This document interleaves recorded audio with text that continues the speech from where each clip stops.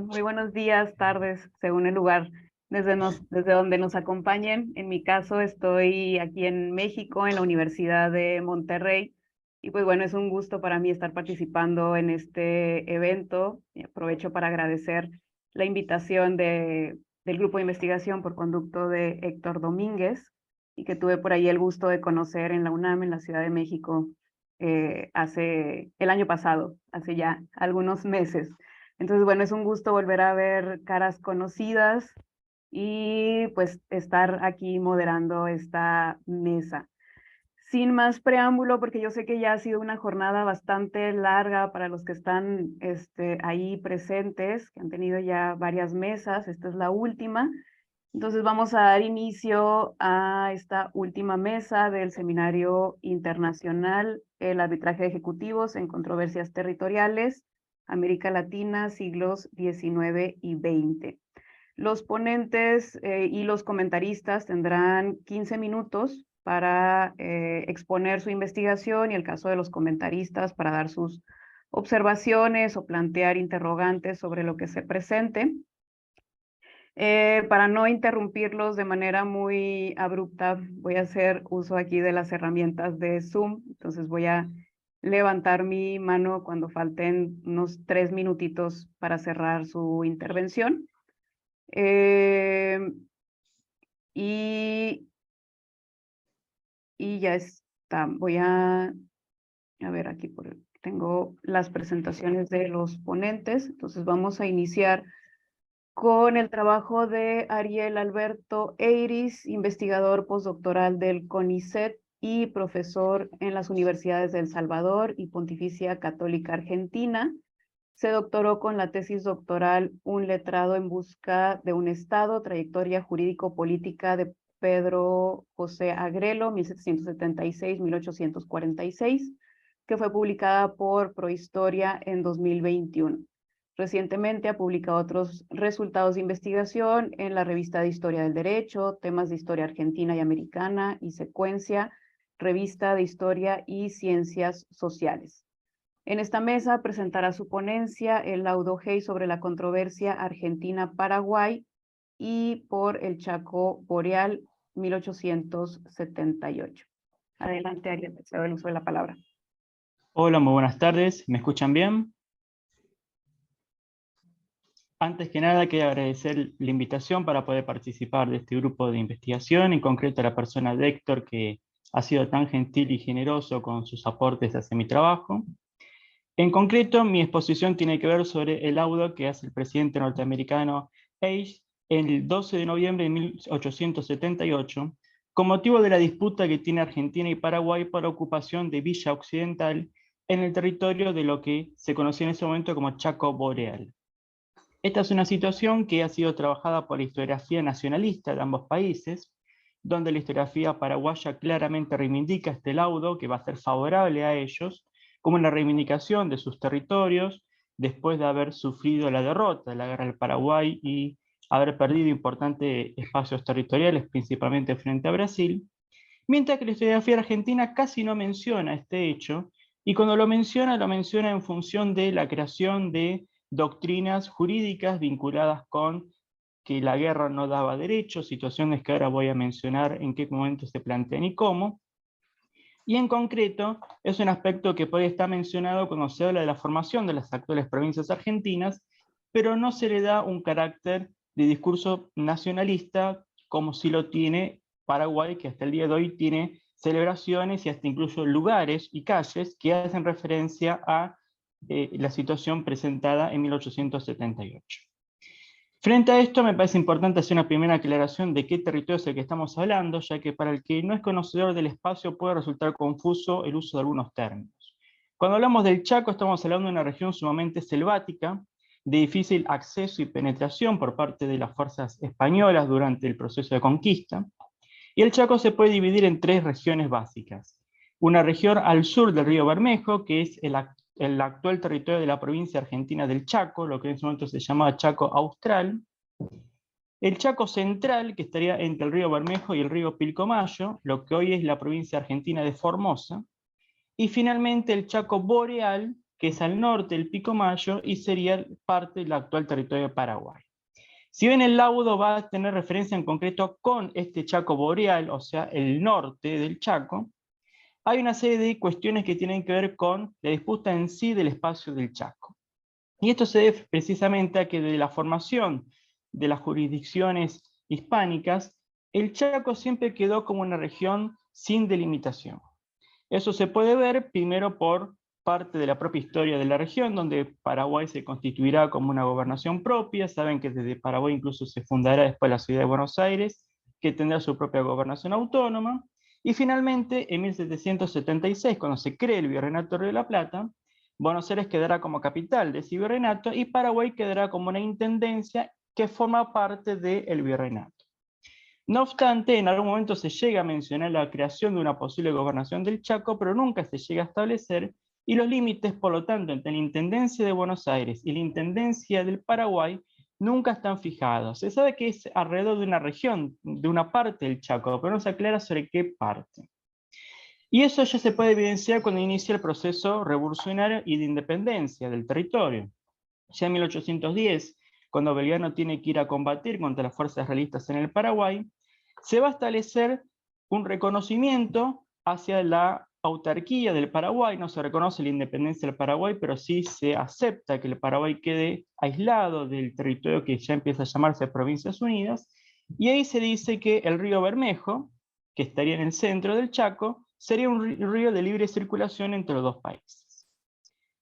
Esa situación se mantiene posteriormente en el proceso de las guerras civiles. El gobernador de Buenos Aires, Rosas, no va a aceptar la independencia del Paraguay, no la reconocerá como tal, hasta que Urquiza, siendo el primer presidente constitucional del territorio que ya empieza a llamarse efectivamente Argentina, hace un primer acuerdo, el acuerdo que hace su ministro Varela, mediante el cual se estipula la independencia efectiva del Paraguay y se ponen los mismos términos que había dicho Belgrano, que el río Bermejo sería un espacio de libre navegación y que al mismo tiempo habría que fijar límites precisos sobre el territorio.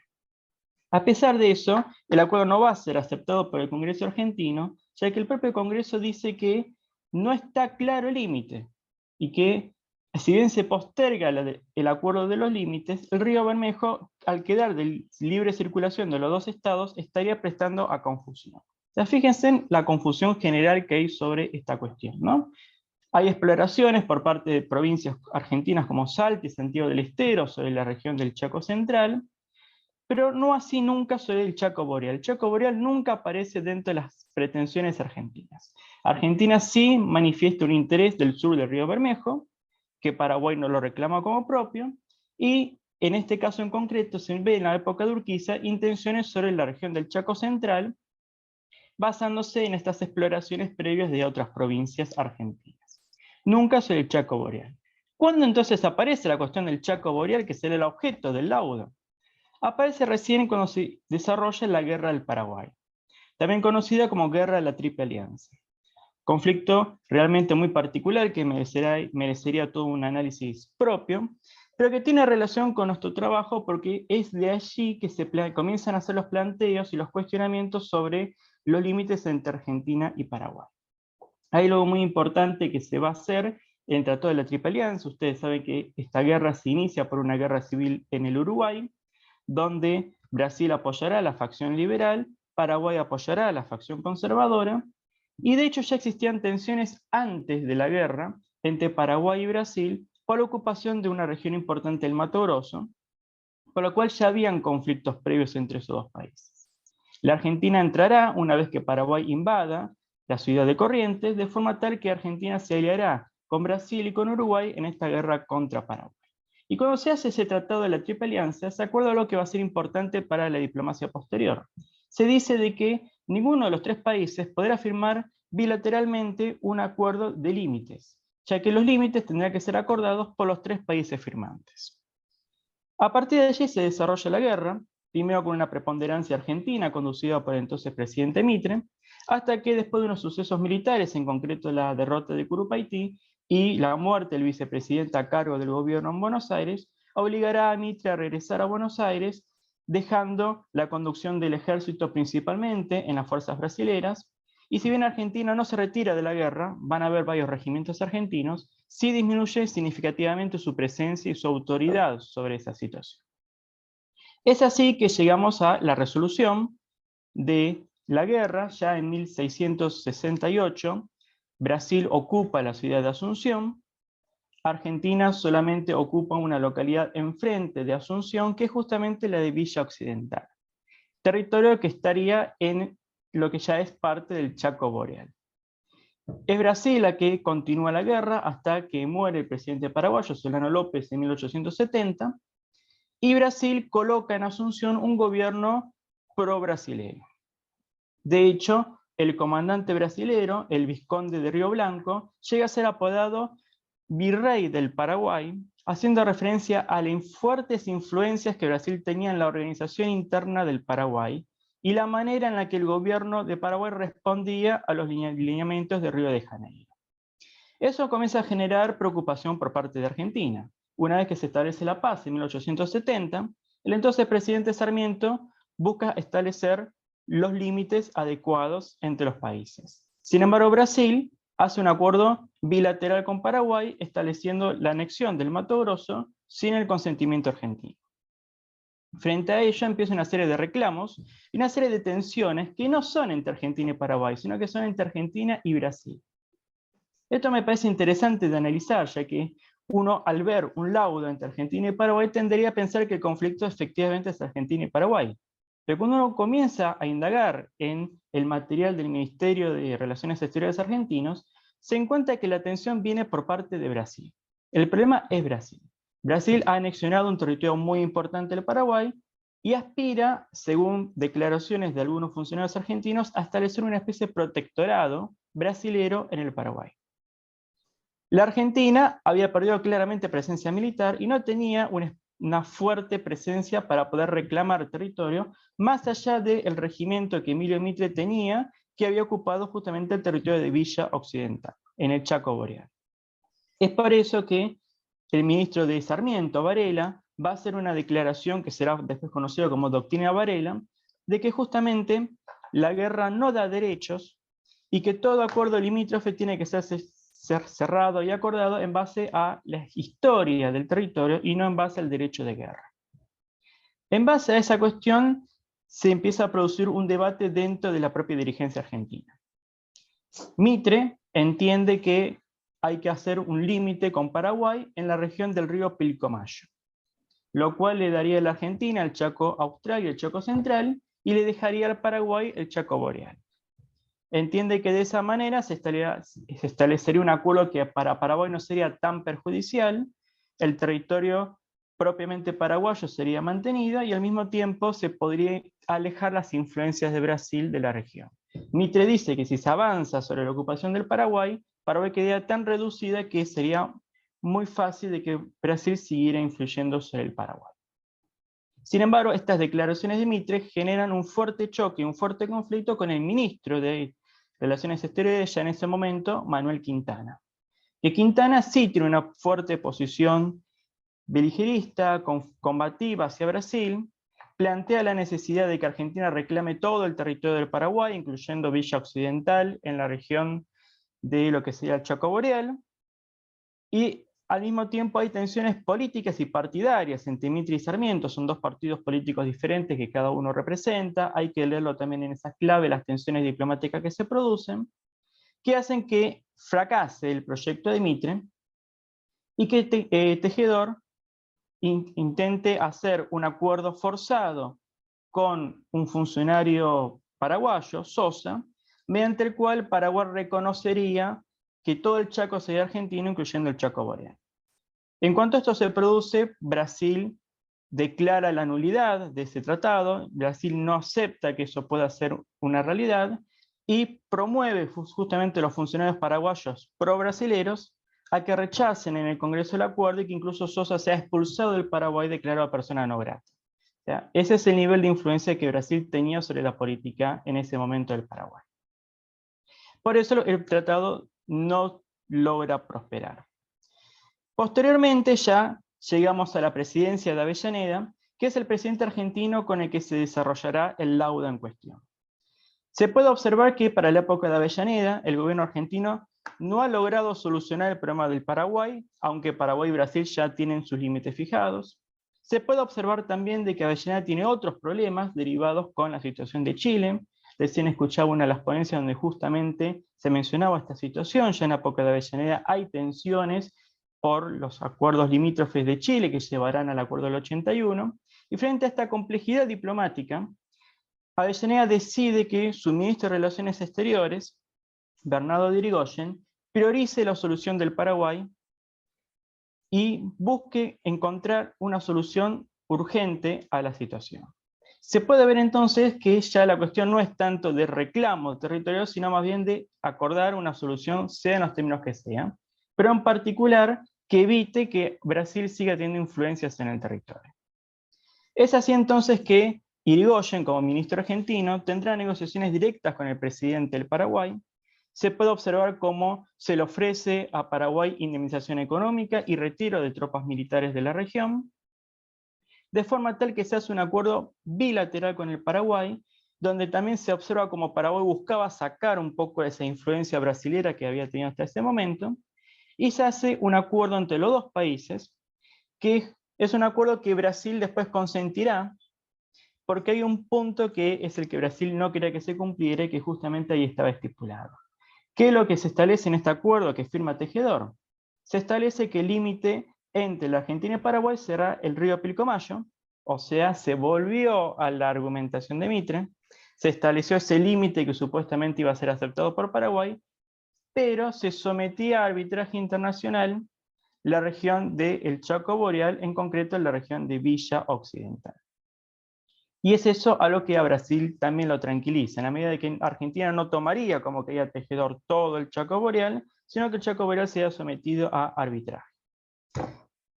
¿Qué país es el que se elige para someter a arbitraje? Estados Unidos. ¿Por qué? Porque el laudo va a ser a cargo de un presidente estadounidense, cuando hasta ese momento había muy fuertes y favorables relaciones de la Argentina con Inglaterra. ¿Por qué no es Inglaterra? Que Inglaterra ya había tenido, de hecho, otras intervenciones en la región. En concreto hay una coyuntura específica que tiene que ver con unos conflictos diplomáticos que justo se dan en ese año, en concreto con unos bancos ingleses establecidos en Rosario, que tienen conflictos con el gobernador de Santa Fe. Inglaterra llega incluso a amenazar en un momento bombardear Rosario a raíz de estos conflictos, y eso es lo que hace que la diplomacia argentina, que siempre había sido muy vinculada a la inglesa, decida buscar otra potencia neutral. Y esa potencia es Estados Unidos. Un Estados Unidos que a su vez estaba saliendo ya de la guerra de secesión, estaba en un proceso de reconstrucción, donde estaba expandiendo sus influencias, influencias que, como hemos visto en las ponencias anteriores, era clara sobre Centroamérica, sobre la región del Caribe, pero no tanto en la región más austral de Sudamérica. En la región de Argentina, Brasil, no era tan clara esa presencia.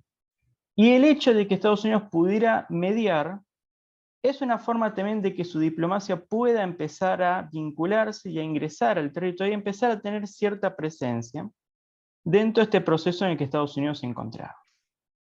Y eso termina siendo favorable para dos partes. Es una potencia neutral y al mismo tiempo Estados Unidos tiene interés en estar metido en la mediación de este conflicto. Es así entonces que el presidente norteamericano acepta la resolución del laudo y los dos países envían la documentación para que el presidente se expida. Es interesante que en ese acuerdo no se dice cuál va a ser el criterio a seguir, sino que queda directamente a consideración del presidente norteamericano. El presidente norteamericano recibe rápidamente la documentación argentina, que consiste en los antecedentes coloniales. Básicamente Argentina presenta la información de la organización de las intendencias, justifica que el Chaco siempre había sido un territorio vinculado con Buenos Aires, y entonces de allí plantea la necesidad de que sea argentino el Chaco en su totalidad, mientras que Paraguay va a ser el último en presentar la documentación y la presenta un día antes de que cierre la fecha estipulada. Lo cual le dio a Paraguay casi un mes de tiempo después de la entrega de Argentina. O sea que Paraguay pudo ver el material que entregó Argentina y tuvo casi un mes para responder a ese mismo material que había presentado la Argentina. La Argentina nunca había argumentado derecho de guerra, sus derechos son siempre reclamados en función de la historia del territorio, mientras que Paraguay sí habla del derecho de guerra. Y eso es muy interesante, porque Paraguay manifiesta en documentación histórica y contemporánea que la Argentina nunca tuvo interés en el Chaco Boreal, hasta el Acuerdo de la Triple Alianza. Hasta la guerra, Argentina nunca había tenido interés en el territorio. El interés se debía efectivamente a su situación militar, y de hecho es un territorio de ocupación militar. Mientras que Villa Occidental había sido fundada por paraguayos y bajo control de Asunción hasta el desarrollo de la guerra. Eso me pareció sumamente interesante porque es un argumento que la Argentina podría haber usado en el otro sentido, en un sentido favorable. En este caso lo recibe como un sentido opositor, en el sentido de que Paraguay manifiesta que históricamente es un territorio paraguayo y por lo tanto tiene que quedar para el Paraguay. Finalmente el presidente norteamericano se va a expedir de una forma escueta, sin mayor fundamentación, pero bastante expeditivo. Es significativo que en menos de un año ya se está expidiendo, no hay demasiado tiempo, y en esa resolución declara que Villa Occidental y todo el Chaco Boreal será del Paraguay.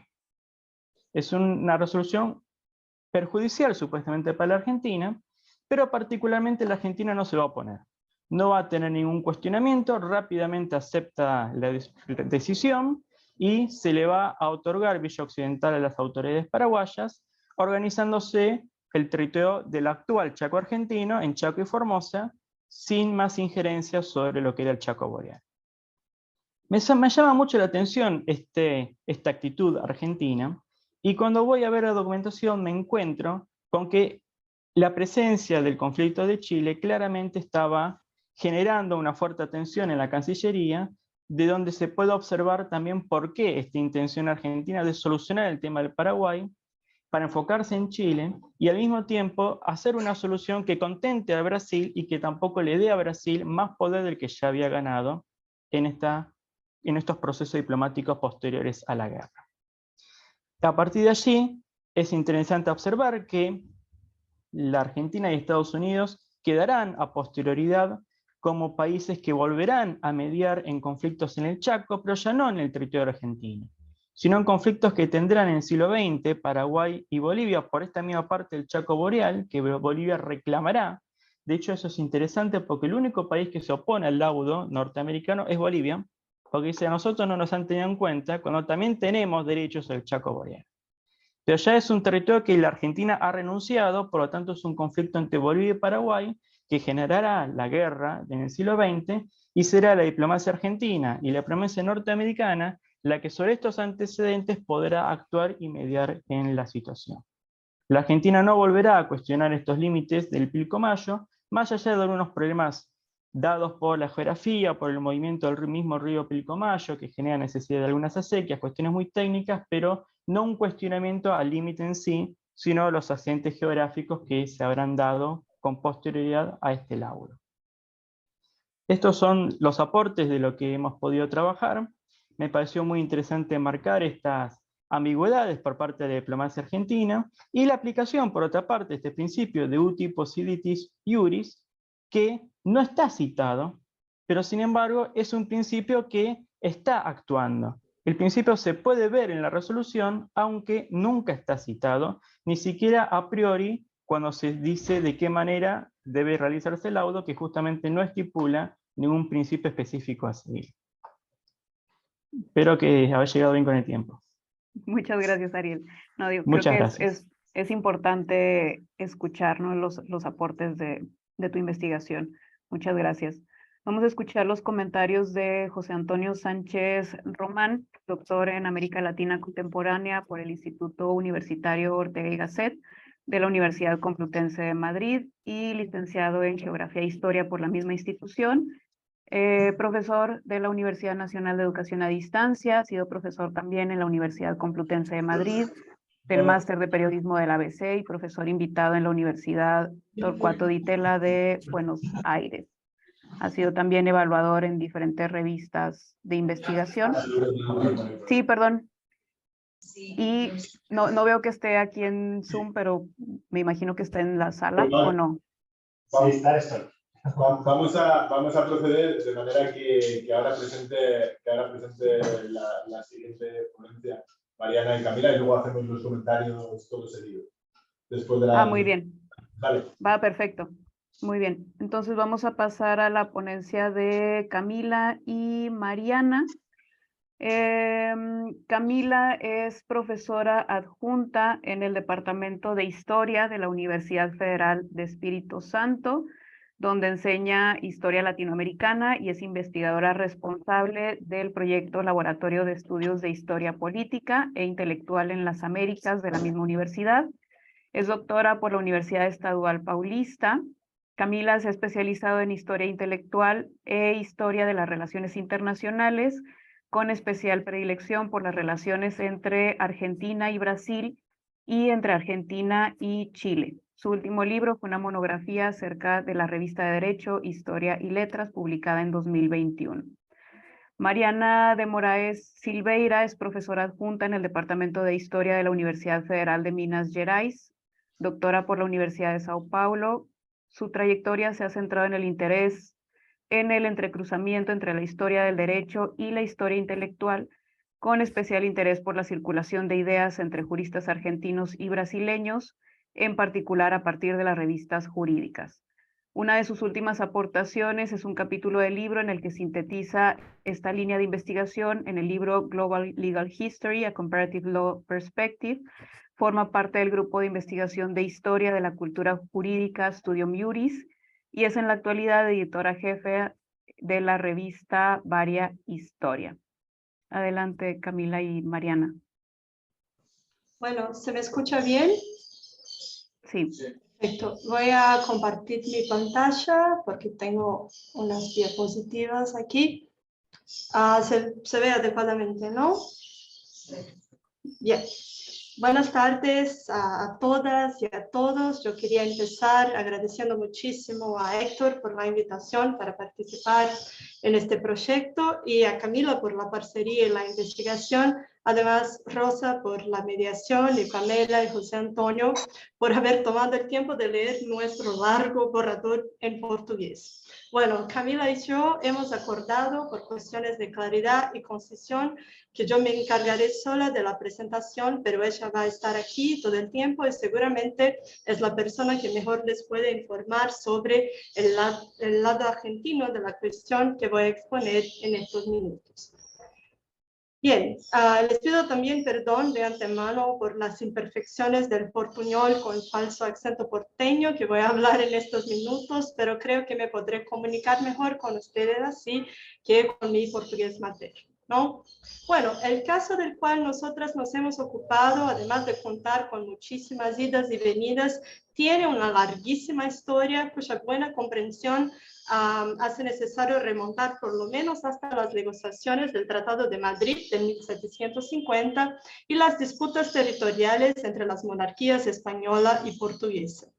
Ante esa complejidad, nosotros hemos preferido en esta presentación hacer no tanto un resumen del capítulo o de la controversia misma, sino exponer algunas líneas de fuerza que han atravesado nuestro proceso de investigación y al mismo tiempo mostrarles ciertos materiales que creemos podrán aclarar todo el proceso de arbitraje y también ilustrar algunas de sus resonancias públicas y quizás también sugerir conexiones con otros casos. Y bien, creo necesario aclarar en este sentido que desde el punto de vista teórico-metodológico, todo nuestro trabajo se ha ubicado en una perspectiva de historia intelectual, a partir de la cual hemos intentado de reconstituir el proceso de arbitramiento, tomando como hilos conductores el perfil y las acciones que son al mismo tiempo bastante semejantes y muy contrastantes de quienes fueron indudablemente sus personajes protagónicos. El brasileño José María da Silva Paranhos Jr., el hijo del Visconde de Río Branco, que además es conocido por su título de nobleza también, el Barón de Río Branco, que ustedes ven a la izquierda, y el argentino Estanislao Ceballos. Los dos asumieron el liderazgo de las misiones especiales enviadas por sus países a Estados Unidos hacia mediados del año 1893, después del fallecimiento de quienes habían sido originalmente nombrados para los mismos cargos, el también barón de Aguiar de Andrada y Nicolás Calvo en el lado argentino. Uno de los aspectos más interesantes del caso y particularmente de cómo él se ha inscrito en la memoria y en la algo escasa se debe decir, pero tengo también que subrayar que está acá acompañando a toda esta sesión el profesor Adelard Heinsfeld, que es una de las personas que más ha escrito sobre este caso y que nos ha ayudado muchísimo con bibliografía y con otras indicaciones, ¿no? Pero bien, esa inscripción en la memoria y la algo limitada historiografía que hay sobre el caso es bastante contrastante. Porque un hecho muy interesante es que Ceballos, mismo siendo casi una década más joven, ocupaba en el momento donde los dos viajan a Estados Unidos una posición de prestigio considerablemente más grande. Él ya se había desempeñado como titular del Ministerio de Relaciones Exteriores por 2 mandatos, por ejemplo, mientras Rio Branco todavía era un cónsul general algo discreto actuando en Liverpool. Después de la emisión del laudo por el presidente estadounidense Grover Cleveland, un laudo que además es favorable a Brasil, las posiciones se invierten casi por completo.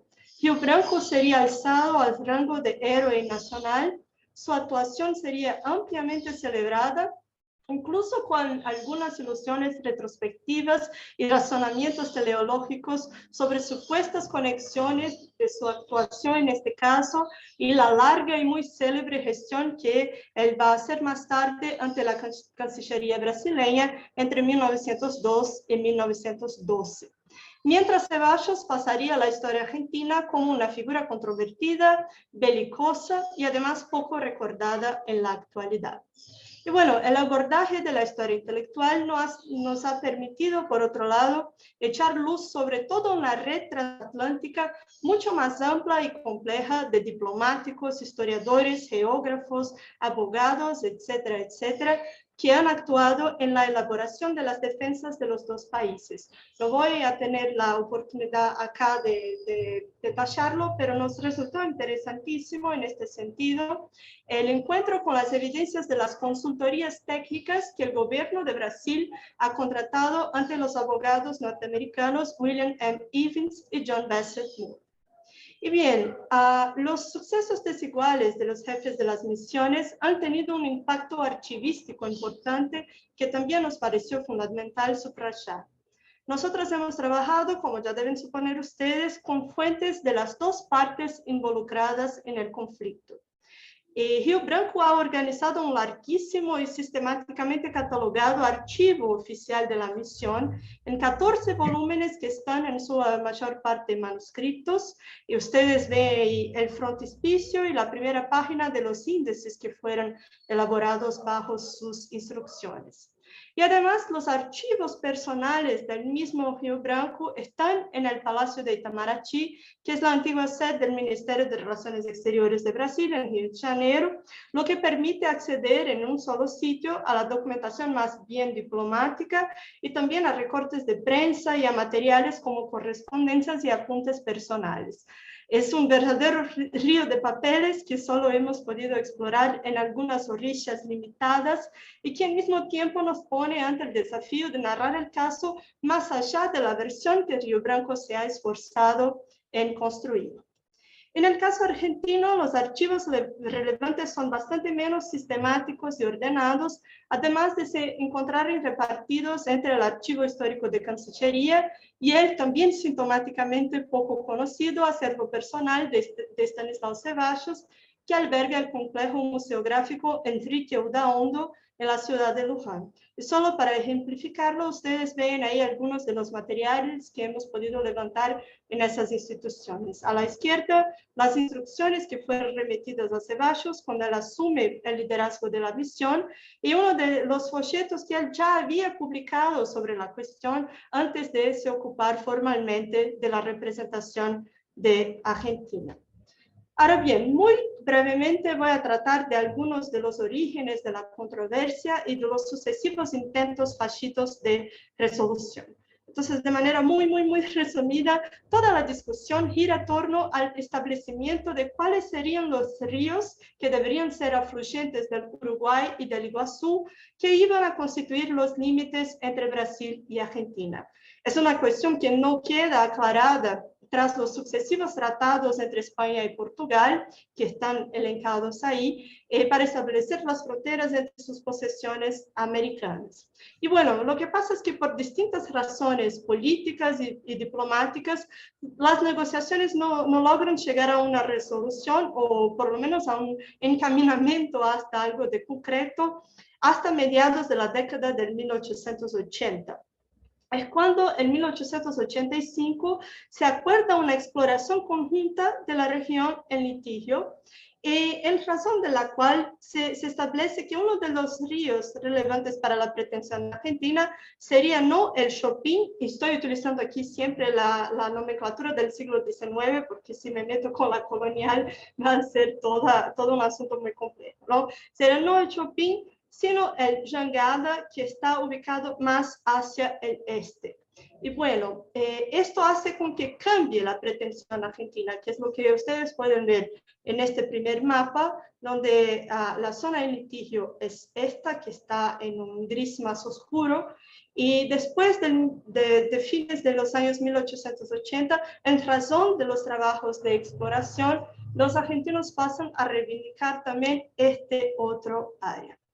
Y bien, mientras todavía estaban trabajando las comisiones de exploración del territorio y en el marco de esa ampliación de las pretensiones argentinas, se empieza a dibujar la solución arbitral como una posible salida.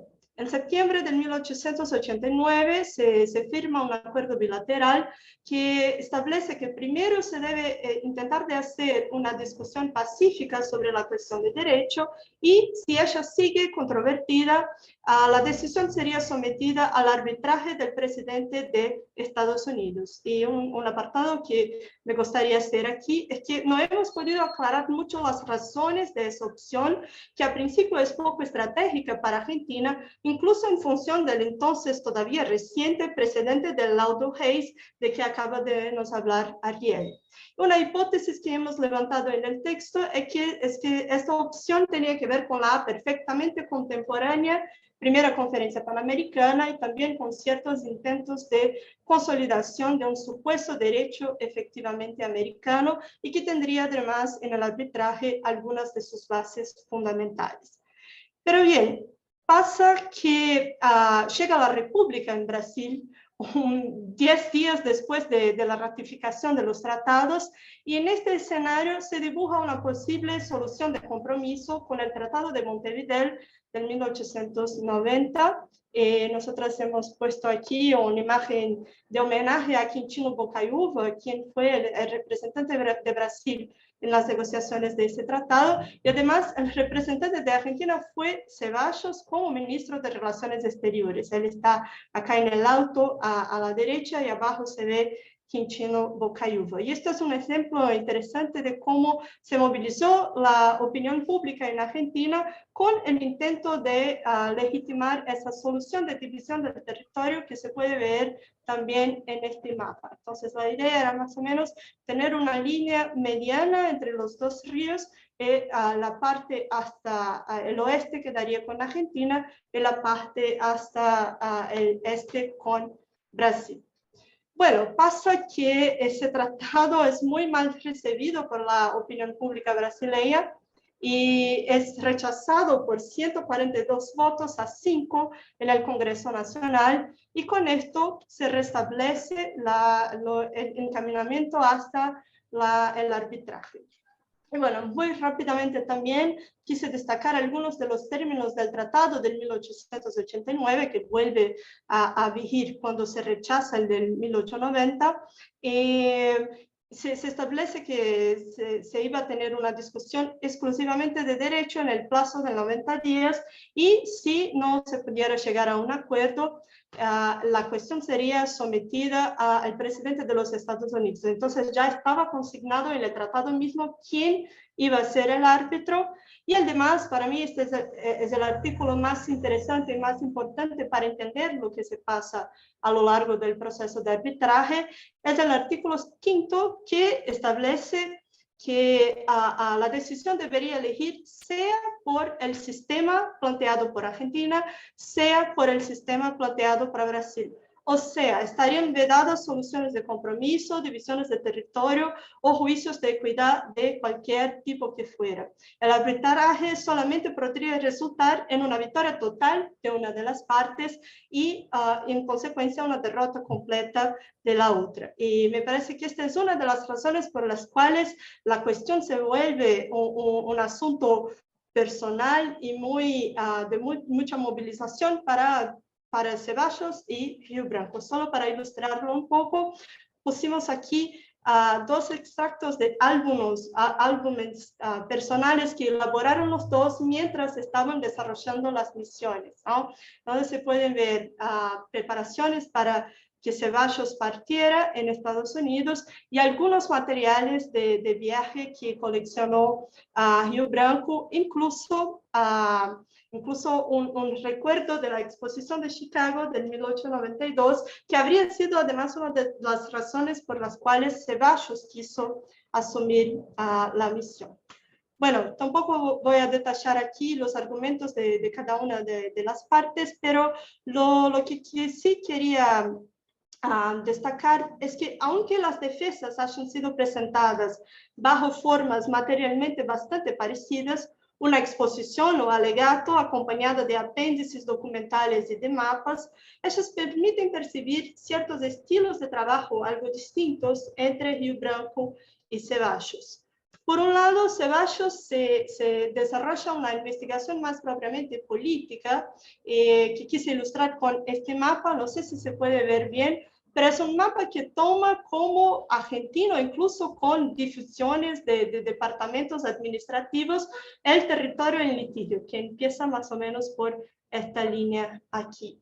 Y bien, en cuanto Ceballos iba para esta reivindicación de una posesión según leyes argentinas del territorio, lo que hace Río Branco es más bien un trabajo muy cuidadoso y muy detallista de erudición. Lo estoy ilustrando aquí con algunos de los mapas que se presentan al árbitro, que además hubo todo un trabajo de reducción a la misma escala y también un uso de los colores y de recursos gráficos para destacar las supuestas fundamentaciones del derecho brasileño. Entonces, quizás eso puede ser leído como una señal de que Río Branco hubiera comprendido quizás mejor cierto esfuerzo de juridificación del derecho internacional que estaba en curso justamente en estos años. Ya voy cerrando, Rosa. O mismo una cierta consolidación de métodos de crítica documental y narración historiográfica, y quizás narración historiográfica, por supuesto, a servicio de la nación, y en el caso de Brasil, muy claramente a la expansión del territorio. ¿Sería todo esto una explicación posible para la victoria brasileña?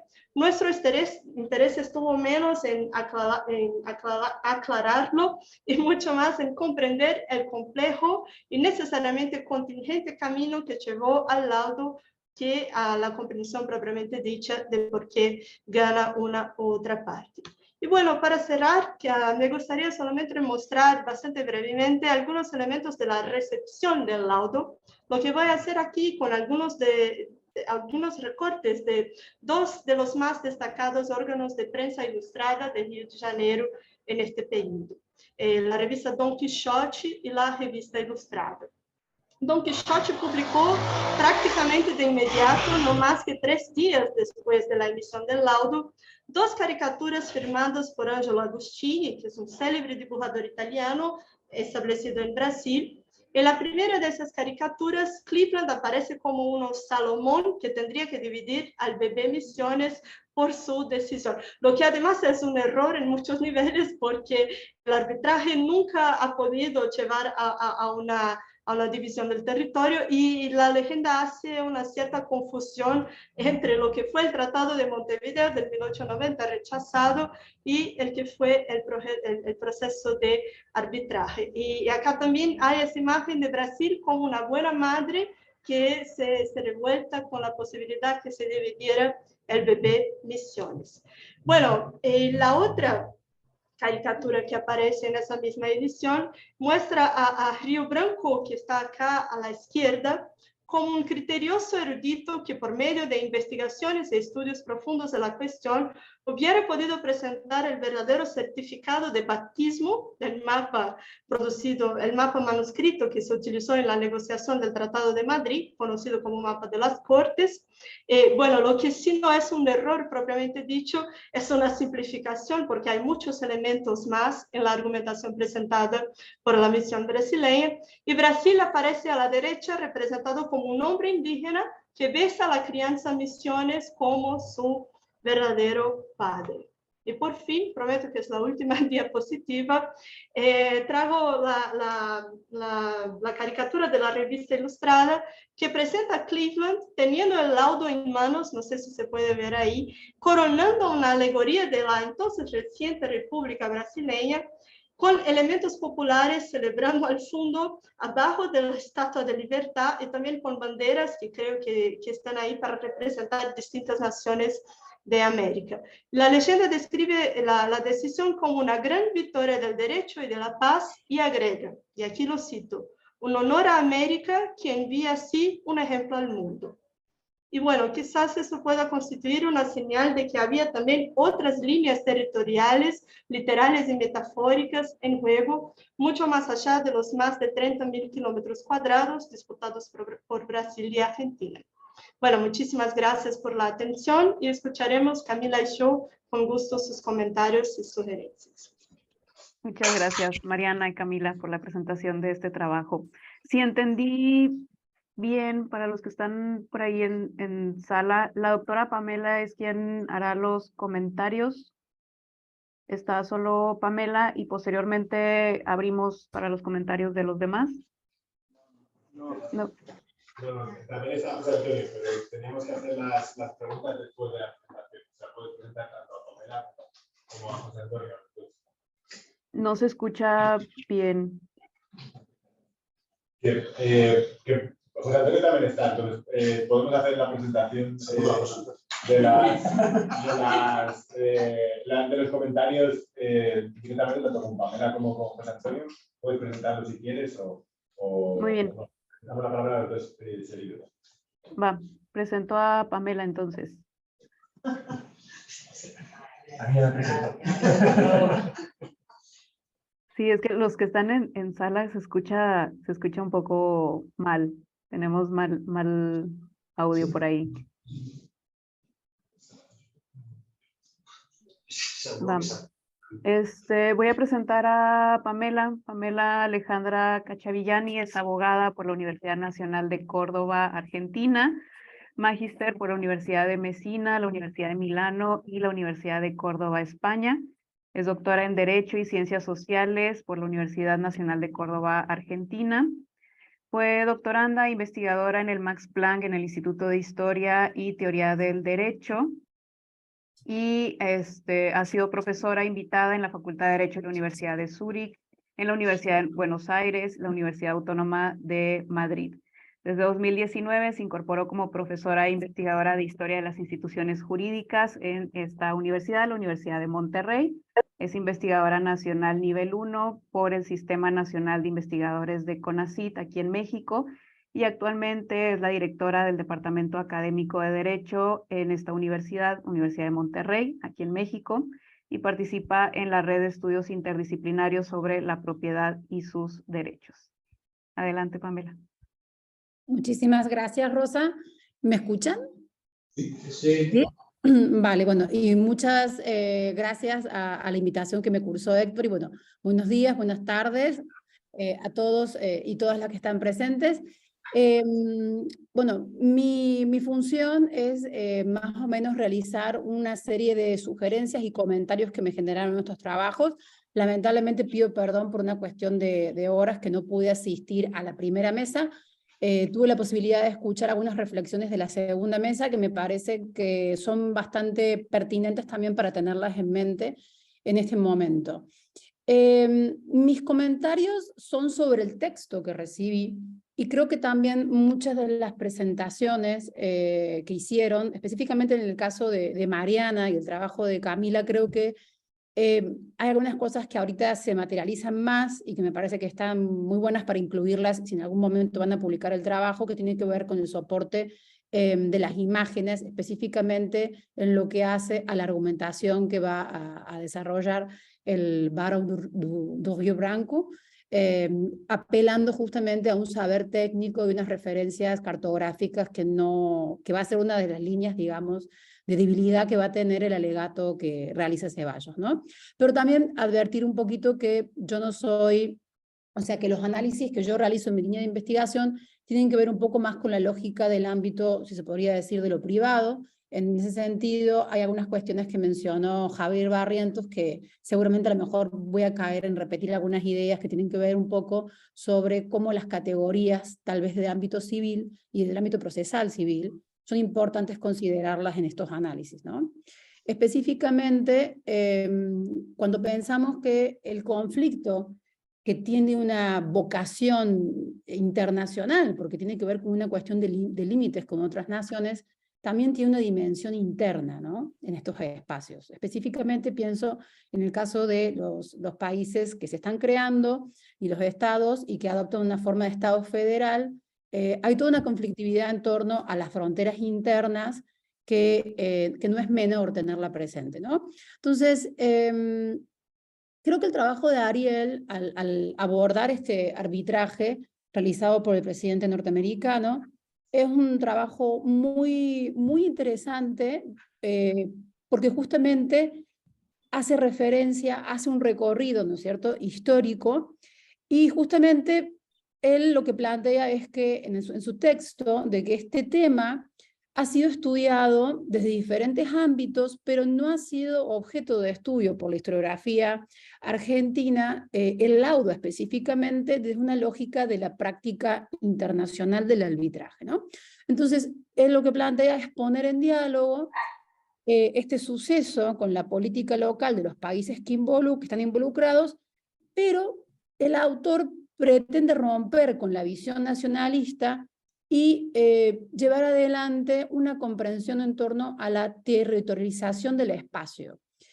Como esto no estuvo en tu presentación, Ariel, yo lo voy a recuperar porque justamente creo que es donde yo puedo realmente hacer un pequeño y humilde aporte, y claro, justamente porque desde la historiografía jurídica, el desafío para mí es justamente desmenuzar, ¿no es cierto?, este proceso, ¿qué implica jurídicamente transformar un espacio geográfico en un territorio, ¿no?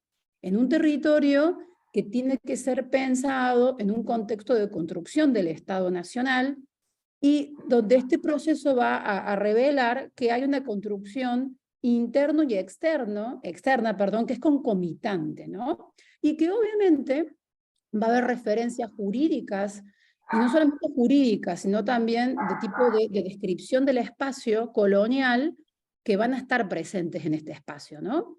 Entonces, claro, lo que yo trato de sugerir es un poquito, bueno, cómo abordar ese proceso a través de un estudio de las fuentes del derecho sobre la territorialización del espacio, ¿no?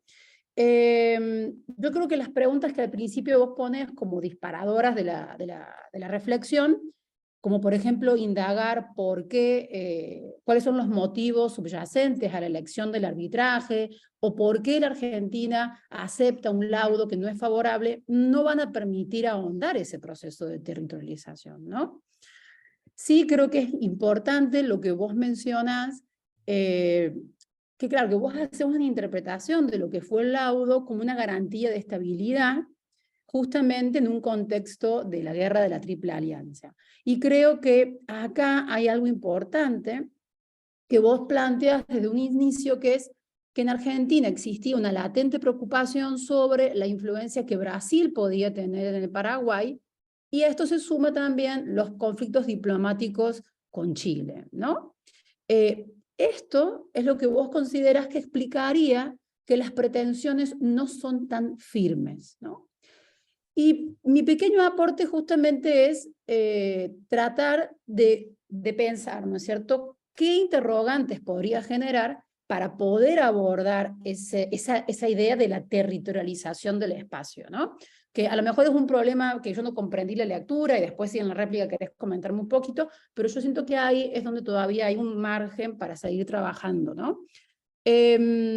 Justamente como te decía, ese proceso de territorialización es muy, no es posible de ser abordado si no se mira al interior, porque la construcción es simultáneamente interna y externa, tiene una proyección externa, pero claro, justamente yo veo que hay un punto en donde hay una temática que no se aborda, que es esto interno, y a lo mejor hay una confusión con el término de una ley que vos citas, porque en la página 5 vos haces referencia a la Ley de Territorios Nacionales de 1862, ¿no?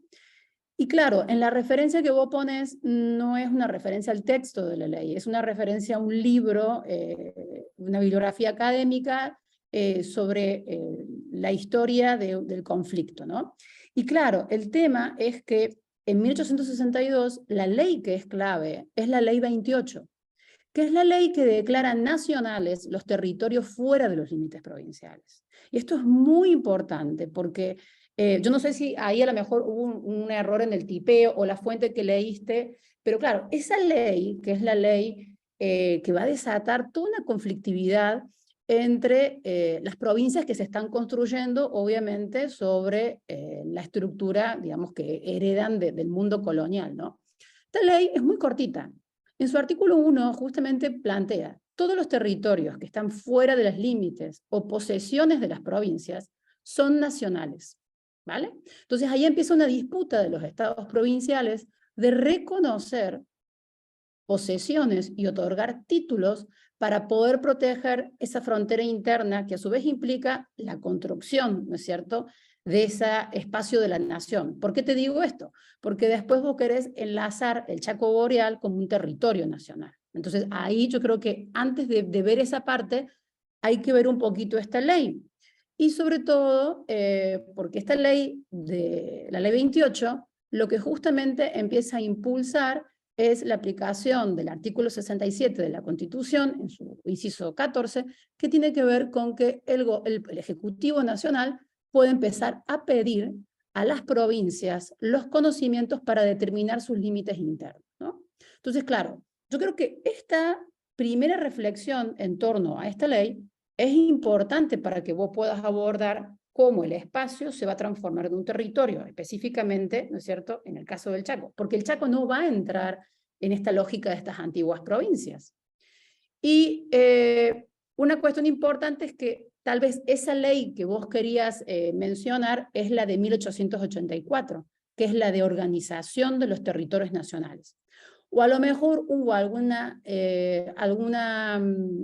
digamos, algún proyecto que nunca llegó a sancionarse y es lo que vos arrastrás en esta fuente, ¿no? Entonces, eso por un lado, y también creo que es importante tomar en cuenta esto, ¿no? Cómo se transforma un espacio en un territorio a través de un andamiaje jurídico y normativo que tenés que empezar a identificar.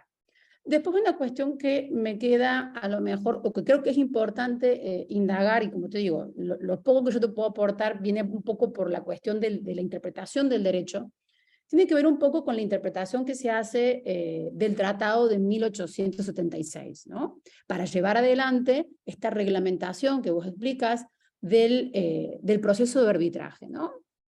Y yo creo que el trabajo de Mariana y Camila, si en algún momento lo pueden circular, te va a resultar muy útil, porque ellas lo que hacen es un análisis de la argumentación, ¿no es cierto?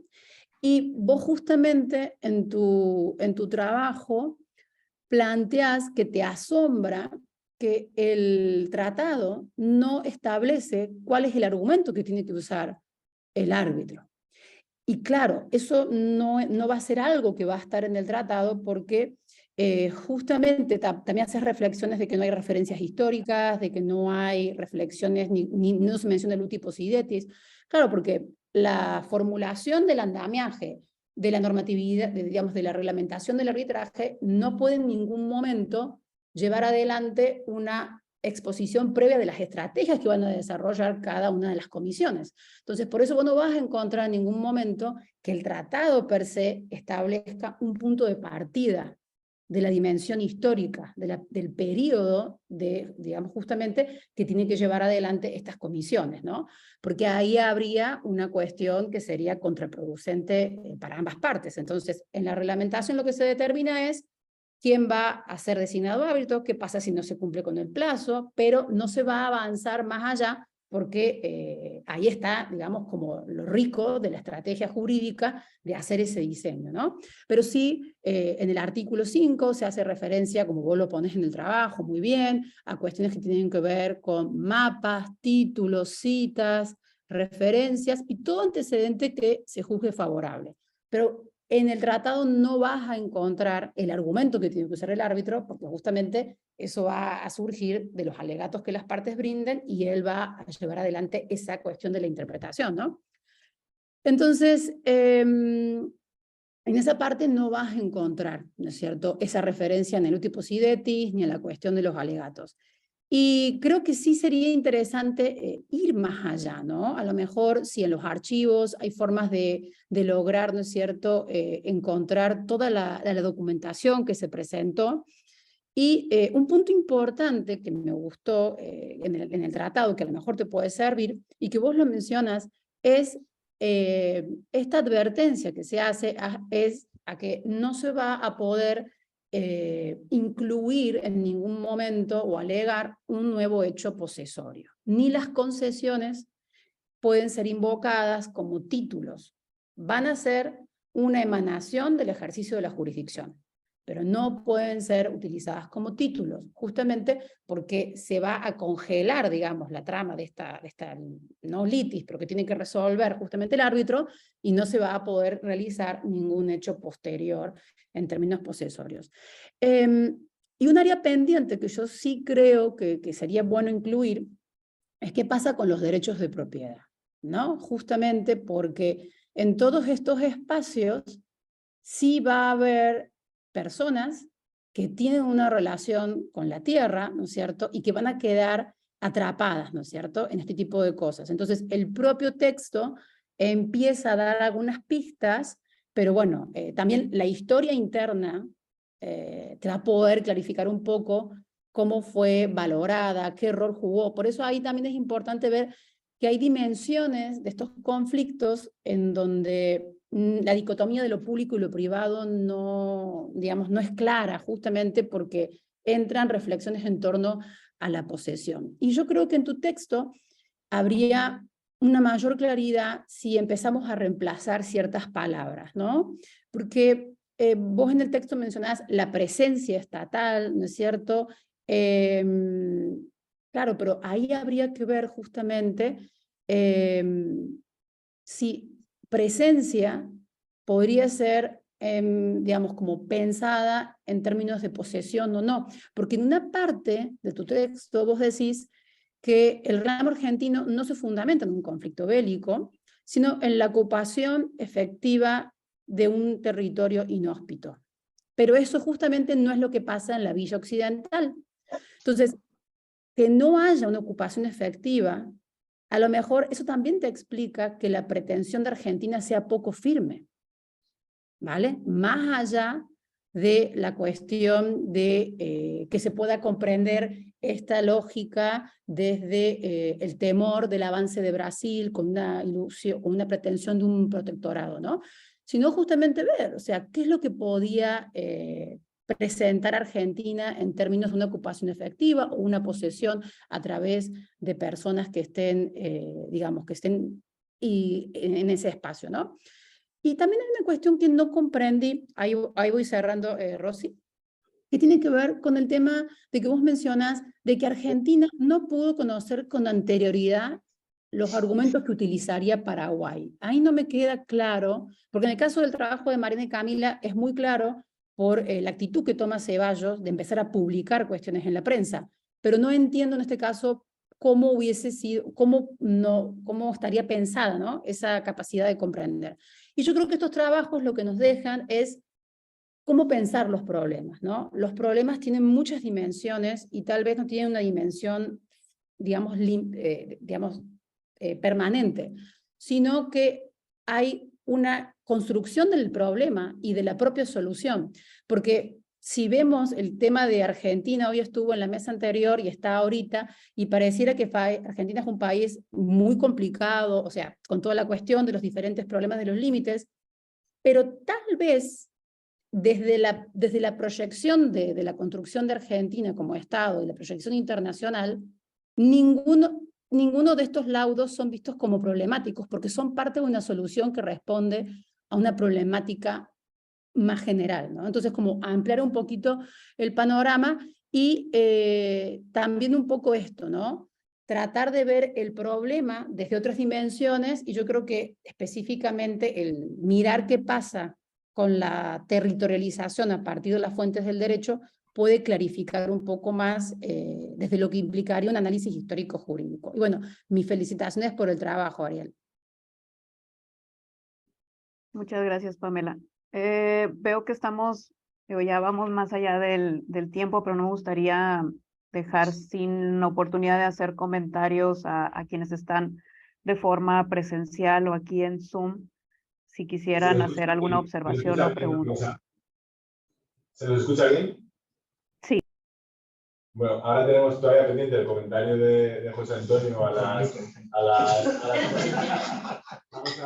Vamos a darle la palabra si te parece. Y aunque estemos ya fuera del tiempo, bueno, pues pero existe. Para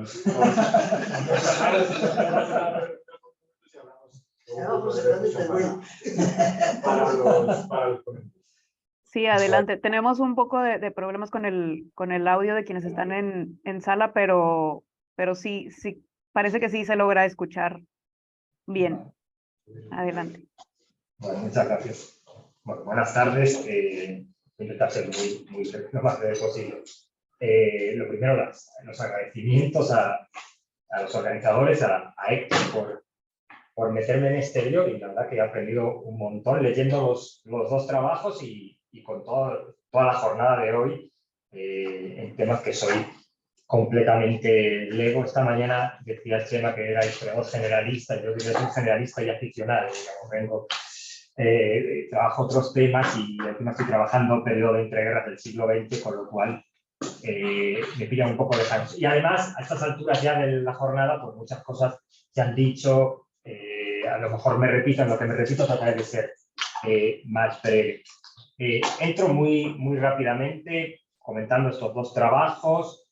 La primera cuestión la ha planteado la anterior comentarista, es el tema del territorio y territorialización. Aquí se ha hablado mucho de geógrafos. Yo creo que sería interesante meterlos a los geógrafos, no a los del siglo XIX que estaban en estos arbitrajes, sino a los geógrafos de ahora, de las últimas décadas, cuando piensan la cuestión del territorio, ¿no? Y qué es el territorio, ¿no? Que si se ha hablado de territorializar, los geógrafos desde Gottman en adelante, los últimos 40 años, nos dirían que un territorio no es igual a un espacio, y que un territorio implica límites, implica centralización, implica intentos de ocupación, implica incluso creación de lazos afectivos y simbólicos con el espacio, etcétera, etcétera. Es una literatura muy compleja. Por eso cuando Ariel dice Paraguay obtuvo una decisión, un arbitraje favorable a su territorio, no, diría favorable a sus intereses, ¿no? Para ampliar el territorio, si queremos decirlo así.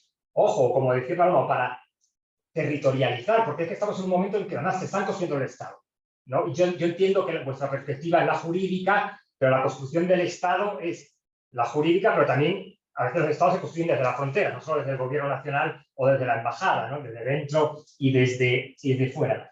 Y esto es interesante para discutir una cosa que ya se ha discutido hoy varias veces, ¿no? Este tema de, ¿cómo llamarlo?, de este gap, si se quiere, entre lo que pasaba en la colonia y lo que intentan hacer en el siglo XIX. ¿A qué me refiero? Quizás sería interesante, tanto para estos trabajos como para el trabajo general como para otros, discutir si hay diferencias, no lo sé, o cuáles serían, entre jurisdicción y territorio.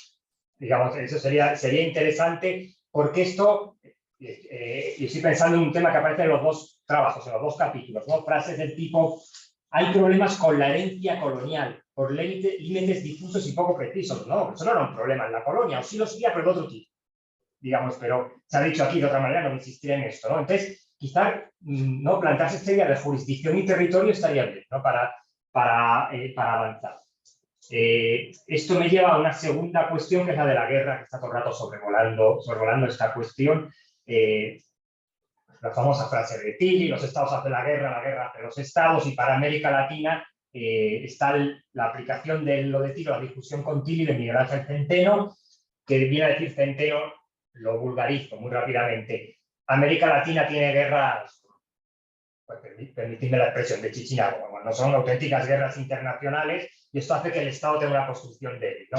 Acabo de hacer una caricatura del libro de Centeno, que es un libro estupendo, me parece. Aquí voy a lo siguiente, es decir, y creo que se ha marcado en el anterior comentario: ¿dónde termina la guerra civil? ¿Dónde empieza la guerra internacional? Sobre todo en el caso del trabajo de Ariel, por las fechas me refiero, ¿no? Porque Avellaneda está pacificando las provincias, el último que quiere pacificar las provincias, ¿no? La propia guerra de la Triple Alianza o guerra del Paraguay empieza con una guerra civil en Uruguay, ¿no? El nacimiento del Estado uruguayo no es parte de una guerra civil al interior del Imperio español y también del Imperio portugués, visto en el largo plazo. Creo que serían cuestiones que estarían bien plantearse, ¿no? Este tema de dónde entra lo interno o lo externo, la guerra civil, la guerra internacional, cuáles son los límites. Y esto es interesante por el tema del arbitraje.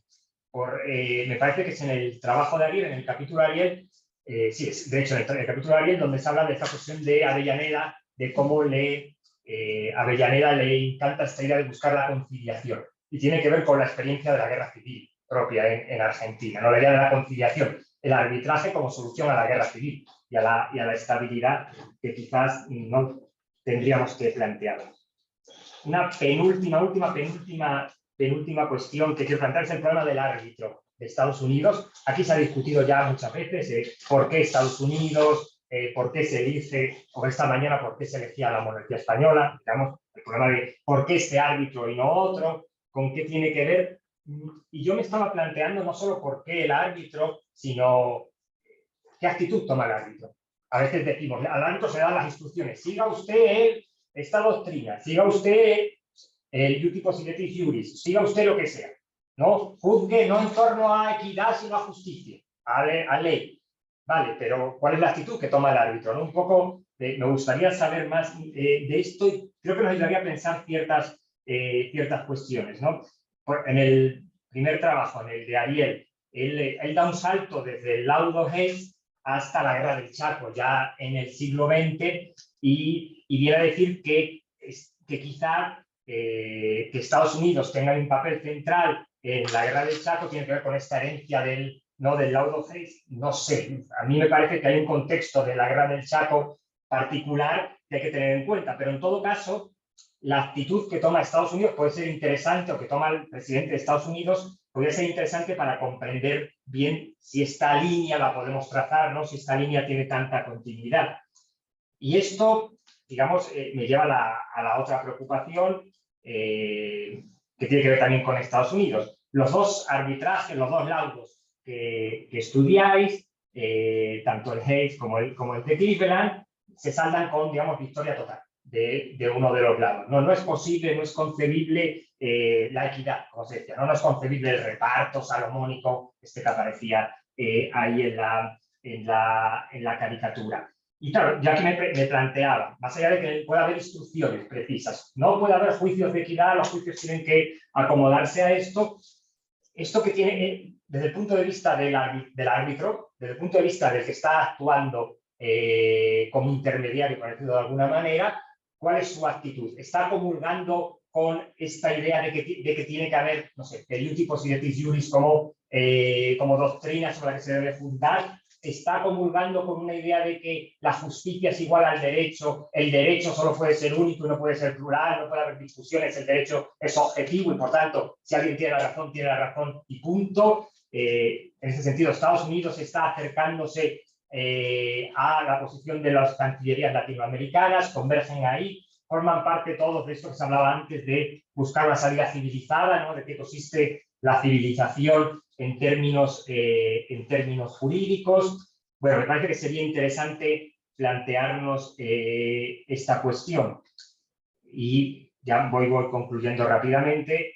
En el trabajo sobre el laudo de Cleveland, corregidme si me equivoco, uno leyendo el trabajo da la impresión de que se ha dedicado mucha más atención a la argumentación brasilera que la argentina, que parece razonable porque en realidad el mensaje final es que la argumentación brasilera era más sólida, en términos científicos, si queremos, de expertos y de producción de argumentación histórica, ¿no? Un poco que esa es la idea. De nuevo aquí yo me planteo, por eso triunfa, digamos, por eso convence por la solidez en términos de expertise que demuestra toda la argumentación brasilera, o tenemos que mirar lo que está pasando en Washington para entender por qué triunfa, ¿no? Un poco sería, es una continuación de mi argumento anterior. Bueno, en todo caso, cierro aquí, sí, abrimos el turno de palabras y luego gracias a todos y gracias por unas ponencias tan interesantes. Estamos, tú y yo miramos ahí. Hay que mirar. Sí. No eres igual. Hay que mirar ahí. La cámara. Bueno, una cuestión a los tres ponentes. Claro, tanto Paraguay como Brasil son los dos países iberoamericanos que no aceptan el uti possidetis iuris. Cuidado. Lo que hacen es aceptar el uti possidetis de facto. Por lo tanto, la pregunta también a Camila y a Mariana, porque ha habido un momento en que no he entendido bien, no he oído bien, vamos.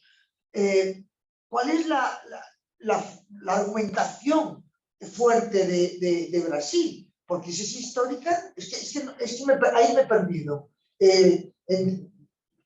¿Cuál es, digamos, la motivación? ¿Sobre qué, digamos, apoyan su derecho? Si puedo añadir una cosa. Sí, perdón. Es que me he perdido. Y eso es interesante por lo siguiente. Es un tema que yo a veces he discutido con Héctor y que me parece interesante. Todo ese nacionalismo territorial, lo que llama la atención porque eso, precisamente porque es territorial, porque no es étnico. Ese mapa que nos habéis presentado, ¿no? De hasta departamentos, había diseñado, no sé, Ceballos o quien había diseñado el mapa, no es un intento de territorialización de un espacio, pero no se dice que aquí hay argentinos, sino que hay departamentos argentinos, no gente argentina, ¿no?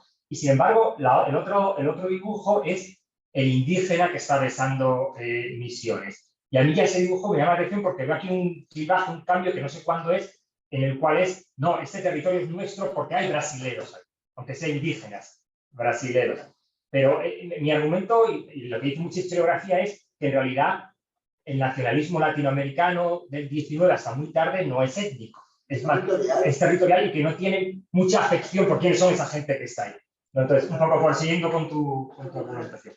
De hecho, consideras desde el principio a toda la población nacional. Ya está, claro. Sí. Claro. Ya sin de caso.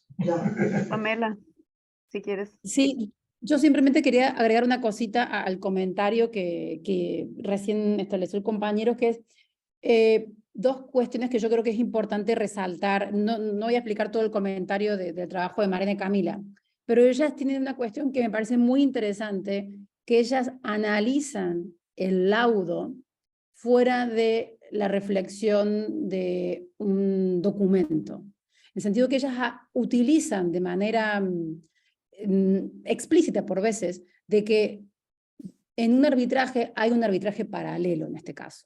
Porque justamente la cuestión de la argumentación es muy importante porque el punto clave del trabajo de ellas es que Brasil logra, a través de tener al Barón do Rio Branco que era un experto y tenía una formación en la cuestión histórica y geográfica, logra acceder a un mapa que era un mapa inédito. Entonces, hay un error, entonces que claro, los alegatos de Ceballos jamás tienen en mente este descubrimiento que hacen ellos justamente, a pesar de que el árbitro le corre un traslado consultándole si no tiene una mejor información para una prueba, no, obviamente no le va a decir cuál es, pero sí es interesante que la argumentación de Brasil es muy sólida porque apela a una cuestión en términos documentales y también hace un corte histórico en la temporalidad del reclamo. Y además tuvo una consultoría, que este punto es interesante para mí, yo les quería hacer una pregunta, porque claro, el gobierno brasileño tiene una consultoría con un estudio jurídico, unos abogados americanos, y ahí es muy importante lo que Río Branco plantea, porque tiene temor, ¿no es cierto?, de las consecuencias de esta consultoría.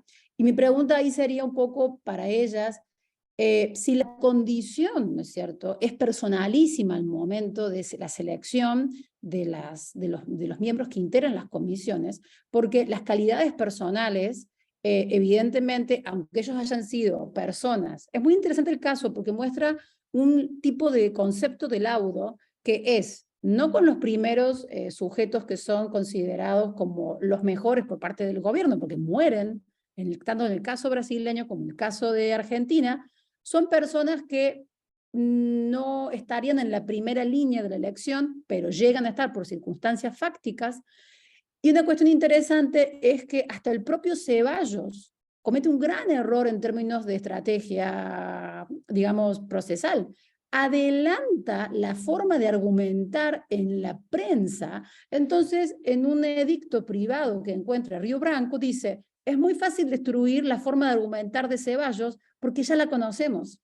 Y Ceballos no tenía idea de ese mapa que ellos habían logrado conseguir, obviamente, porque también Río Branco tenía una formación histórica. Entonces, como para no meterme más, y última que abren las que son las que hicieron el trabajo, que está muy bueno, yo creo que el trabajo de ellas lo que hacen es apelar a un concepto de laudo amplio que sale del valor del documento, porque advierten un arbitraje paralelo en la prensa que explica por qué el fallo no va a terminar siendo favorable. Y después, dos cosas explican. Cómo se construyen los archivos de los que pierden y cómo se construyen los archivos de los que ganan.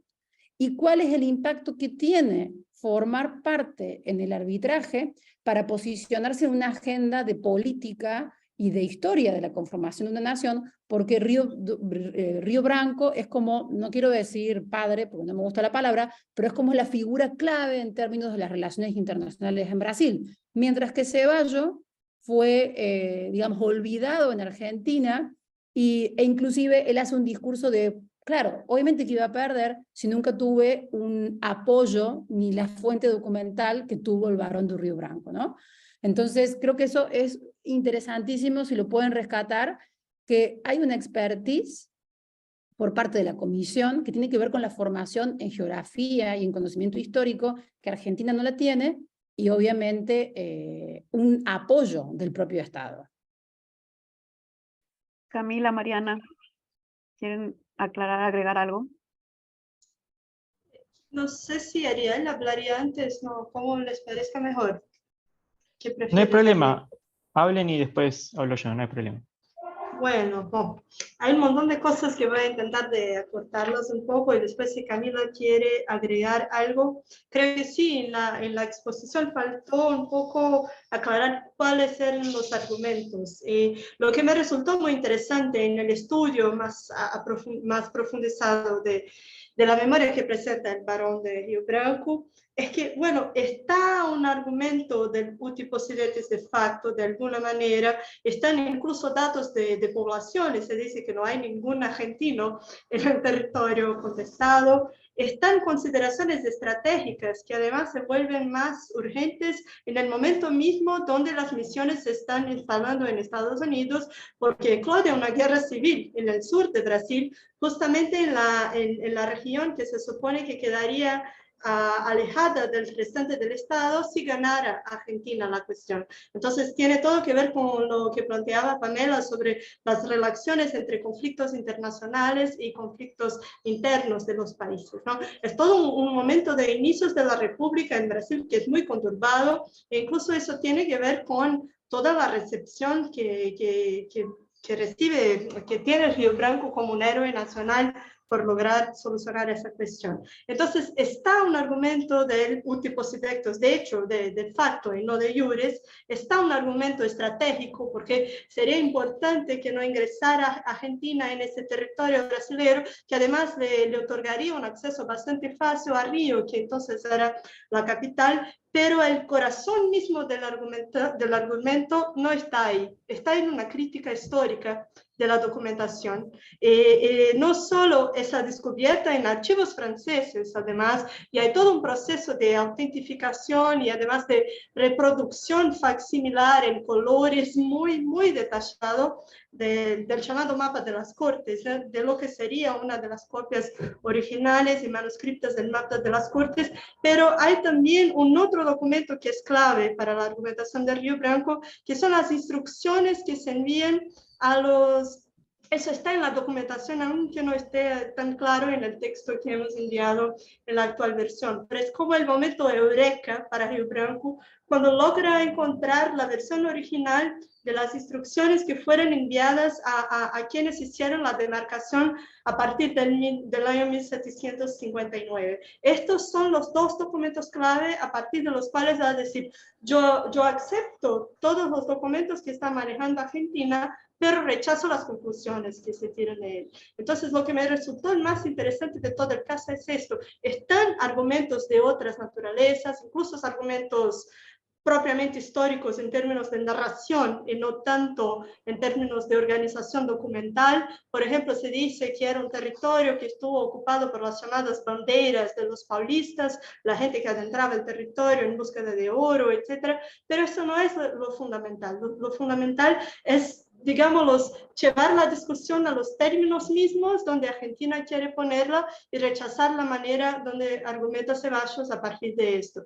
Y bueno, además hay toda una antipatía personal clarísima de Río Branco frente a Ceballos, que además va a seguir por todo el resto de la vida de Río Branco, que se muere un poco más de una década antes de Ceballos, ¿no?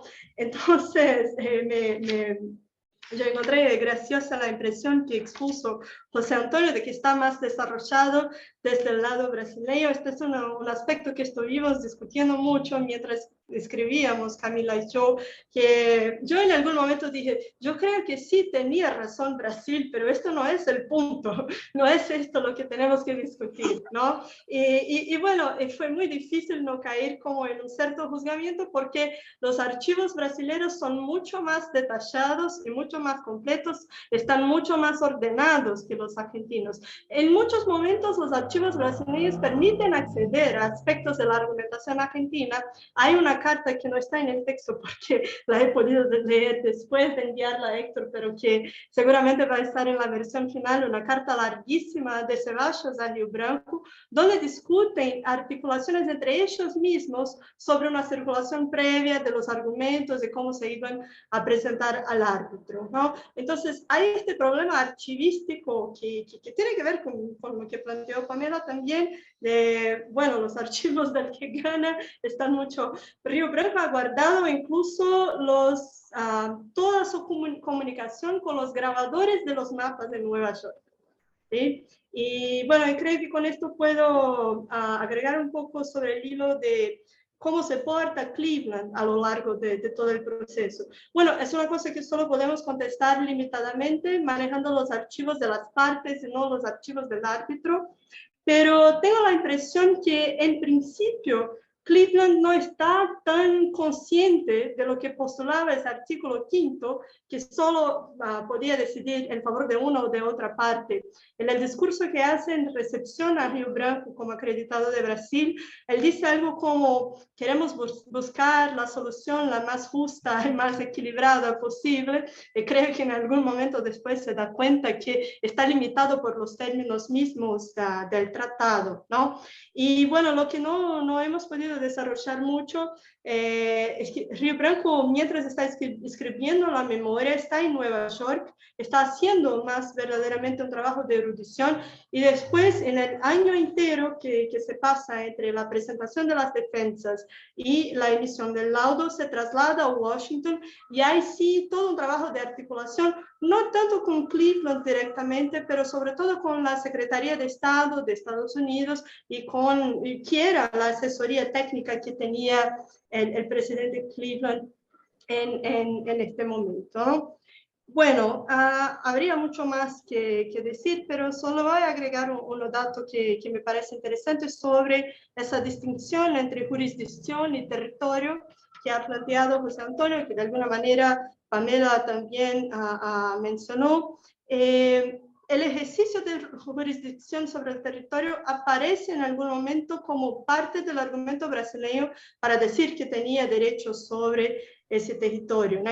Y una cosa que no hemos trabajado, pero que está en el archivo de Brasil y que daría para hacer otro trabajo sobre esto, hay algunos documentos sobre hostilidades y conflictos directos que se hubieran desarrollado entre argentinos y brasileños en el territorio, todavía hacia mediados del siglo XIX, un poco antes del arbitraje mismo. Entonces, es un problema que tiene muchos costados y hemos intentado de tratar un poco de la mayor cantidad posible de ellos, pero teniendo siempre este hilo de las dos figuras, que además no son dos figuras cualesquiera, pero que al mismo tiempo no pueden ser leídas en este momento porque van a ser después, e incluso por el conflicto que van a tener después, que llega casi a una guerra de facto. Eso Camilo lo ha trabajado mucho mejor que yo. No sé si quiere agregar algo, Camilo. Mariana, de tu intervención mucho más clara ahora. Bien. Si se utiliza, no, más clara no porque me he enterado. Si se utilizan mapas de la colonia, ese es el núcleo de la argumentación, perdón, eso es un tipo sidentis iuris, no de facto. No se puede, no se puede mezclar o esto es o una cosa u otra, ¿no? O estás embarazado o no, pero no puedes estar medio embarazado. Entonces, quiero decir que un elemento básico y digamos, no en el texto que no lo he leído, pero en la intervención de Ariel es lo mismo. Es decir, o tienes una posición o tienes otra. Y entonces, la historia en un caso o en otro, o es fundamental o no lo es, o al revés. Entonces, quiero decirte que lo que a mí me demostraría este caso es que Brasil, bueno, pues no es consecuente con los propios principios que durante siempre y durante todo el 19 planteó justamente en contra de ¿cómo se llama? Alejandro Álvarez, ¿no? Que es la gran disputa. Entonces, claro que esto tiene que ver. Esto se mete dentro de un arbitraje, claro, pero aunque sea un arbitraje, o piensas una cosa o piensas la otra. Y en el caso de Paraguay, me da la sensación, yo no lo sé, que es a posteriori cuando ellos vienen a decir esto no me viene, estas tipo de no me viene bien, por lo tanto voy al de facto, ¿no? Es la famosa intervención del presidente, de un presidente paraguayo en París, no me acuerdo cómo. Bueno, pues este es un elemento básico. Perdón. Camila, ¿querías agregar algo? No, Mariana habló muchísimo bien, pero yo quiero poner el desafío que tenemos enfrentado de conocer y desmistificar la memoria creada por Ceballos y especialmente por Rio Branco en su documentación, en su biografía, en todos los trabajos que los consideran a posteriori. Entonces, tenemos que tener siempre en cuenta. Solo un pequeño dato para aclarar la cuestión del luto y possetes. Yo tendría que meterme un poco más en las fuentes, pero la impresión que tengo es que Rio Branco decide no tomar el utilposidetis de facto como el argumento central a partir de una discusión con John Bassett Moore. Eso tengo que volver a la correspondencia para fundamentarlo mejor, pero sí está en la exposición brasileña esa idea. La población es brasileña, pero el esencial de la discusión no es esto, sino el confronto de mapas coloniales que incluso son trasladados a coordenadas geográficas modernas. Entonces quizás pesar un poco el argumento para no quedar en esa contradicción. Muchas gracias, Camila y Mariana. Ariel. Muchas gracias por todos los comentarios y los aportes. Efectivamente, la cuestión de la territorialización es una de las cuestiones que quiero profundizar y marcar en el trabajo. Cuando hago referencia a la ley de la época de Mitre, sí, me estoy refiriendo a la ley 28, en realidad es esa la que refiero. Seguramente quizás está mal mencionada en el trabajo, lo voy a revisar, pero apunto a esa ley. Y justamente los enfoques argentinos a veces hablan de la cuestión de la organización interna y hablan del laudo Haye solamente en función de esa organización interna.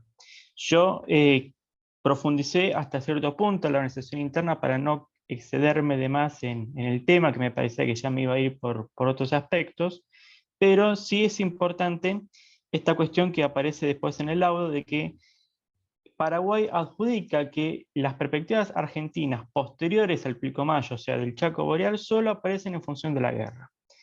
La Argentina tiene acciones de exploración, de investigación, solo del territorio al sur del Chaco Boreal, que es el territorio que efectivamente se reconoce en el tratado sin necesidad de ir al arbitraje. Eso es algo que voy a destacar más en el trabajo, pero que está claramente en la documentación. Es muy interesante la cuestión de la población, porque la población de Villa Occidental es paraguaya, y eso lo aclara Paraguay con mucha precisión en el laudo, que es un territorio poblado, ocupado directamente por gente de Asunción, en la cual la Argentina no tiene ninguna relación, y Argentina recién tiene relación en contexto de la guerra. Argentina recién está ahí en el marco de la guerra. Y eso aparece con claridad cuando en el laudo las autoridades paraguayas mencionan de que el único derecho que puede argumentar Argentina para tener ese territorio es el derecho de guerra.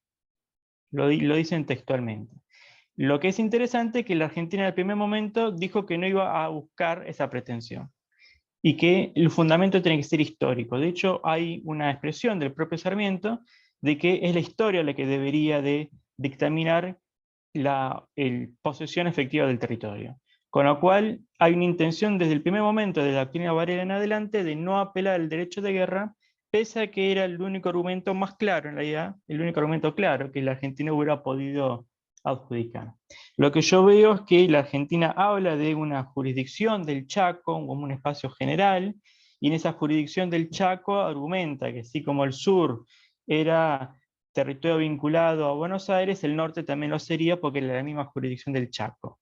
Por eso yo hablo usé la expresión de límite difuso, bueno, me refería a esa cuestión que no está aclarada y que claramente es el punto débil de la Argentina. La Argentina ni siquiera tiene un análisis muy pormenorizado de sus argumentaciones. La Argentina envía una cantidad de documentos, mapas, la descripción de Félix de Azara, toda una serie de descripciones geográficas, pero no hay un análisis pormenorizado de eso, que sí lo presenta Paraguay. También es interesante que Paraguay puede acceder al material argentino y tiene un tiempo para responder a ese material. Es también interesante que no hay un debate periodístico en la Argentina al respecto. He buscado en periódicos, en concreto en el Diario de la Nación, vinculado con Mitre, un hombre que estaba en todo este proceso, y sin embargo no hay menciones de argumentos, de la necesidad de defender ese territorio, pese a que había sido Emilio Mitre justamente el que había ocupado Villa Occidental.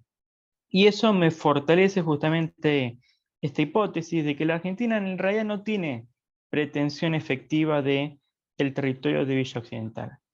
La Argentina, y me pareció muy claro este comentario sobre la lógica de Avellaneda, está buscando un momento de estabilidad, de consolidación de su territorio interno y de sus fronteras. Está saliendo de sus guerras civiles, y Avellaneda está enfrentando las últimas reminiscencias de esas guerras civiles, y dentro de su política de conciliación y de acuerdos políticos está viendo la misma lógica de acuerdos internacionales. casi que la necesidad de llevar arbitraje es para defender un discurso que ha sostenido el ministro Tejedor, para evitar más influencia de Brasil, pero no porque la Argentina tenga una verdadera intención de ocupar de ese territorio. Cuando yo hablo de la presencia estatal, en realidad lo que me refiero es que Sarmiento había llegado a nombrar un gobernador para Villa Occidental, que había una presencia militar e incluso de autoridades vinculadas a la policía allí, con lo cual había esa argumentación que la Argentina podía esgrimir sobre la presencia de sus autoridades en el territorio, pero claro que era autoridad establecida después de la invasión y de la guerra, con lo cual en su propia argumentación de no apelar al derecho de guerra, todo eso perdía fundamento, y por eso el laudo de Aish es tan claro en la dictaminación absoluta del territorio para el Paraguay, sin un tipo de concesión al reclamo argentino. No sé si me olvidé de comentar una otra cuestión. Creo que no. Muchas gracias, Ariel. Si les Muchas gracias a parece, ustedes. si les parece, creo que podemos dar por terminada esta mesa. Muchas gracias a todos por su participación. Fue un gusto compartir esta mesa con ustedes. Ariel, Camila, Mariana, los felicito por sus trabajos de investigación. Seguramente todos los comentarios que recibieron en esta mesa van a servir para que puedan seguir enriqueciendo sus trabajos, su enfoque y demás. Muchísimas gracias. Un saludo a todos.